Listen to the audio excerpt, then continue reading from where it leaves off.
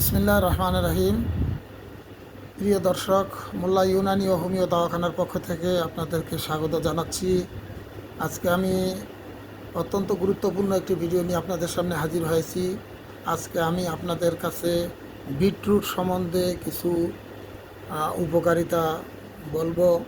আপনারা জেনে রাখবেন, বিটরুট হচ্ছে হিন্দি, উর্দু, বাংলায় চকুন্দর বলা হয়। শালগমের মতো মাটির নিচে হয় এবং খুব লাল কালার হয়। এখন এটা শুকানোর পরে এটার পাউডার আমার কাছে সংরক্ষিত আছে। এই পাউডারের দ্বারা কি কি উপকার হয় তার কিছু আমি আপনাদের কাছে বলবো। এই বিটরুট যাদের রক্তশূন্যতা, তাদের রক্তশূন্যতা দূর করে।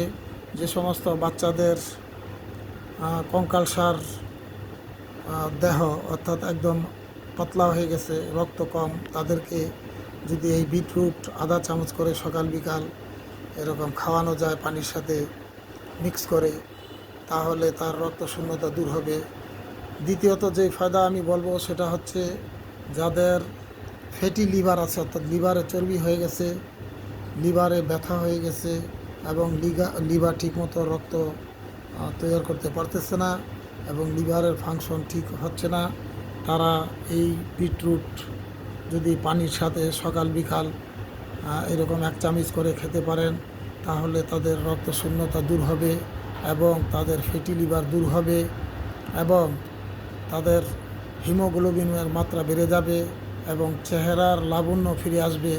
এজন্য আমি আরেকটা টিপস আপনাদেরকে বলবো, যাদের চেহারার ভিতরে বিভিন্ন ধরনের এরকম দাগ আছে এবং এরকম কী বলে মেস্তা আছে, তারা এই সামান্য বিটরুট আধা চামচ বিটরুট এরকম চামচ নিয়ে এরকম এই পরিমাণ বিটরুট নিয়ে আপনারা দুধের সাথে মিক্স করে খুব ভালো করে মিক্স করতে হবে, যেন একটা পেস্টের মতন হয়ে যায়। দুধ বেশিও না হয়, কমও না হয়।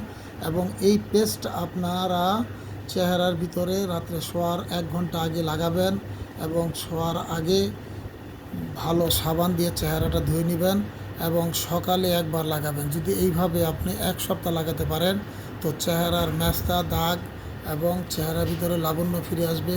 এই বিটরুট অ্যান্টি ইনফ্লামেটরি বলা হয়, অর্থাৎ শরীরের জ্বালা পোলা এবং পেশাবে জ্বলন এটাকে দূর করে এবং যদি শরীরের কোথাও ফুলে যায়, এই ফুলা শোথ এটাকেও আপনার স্বাভাবিক পর্যায়ে নিয়ে আসতে পারে।